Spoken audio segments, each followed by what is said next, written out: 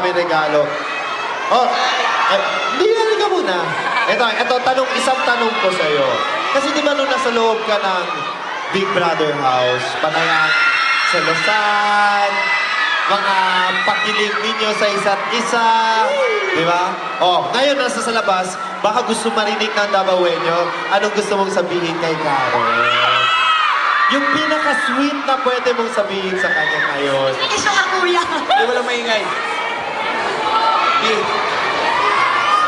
Ikaw ba yung last word ng dasal mo?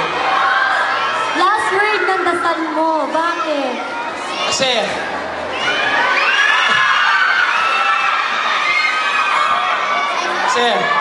Amen. Love with you. Pero B, alam mo, ako nga pala si B. Ang bibitay sa'yo pag niloko mo ko. Maraming salamat, Karen and Ryan. Thank you po. Okay, mamaya makakasama pa namin kayo. Once again, palakpakan natin.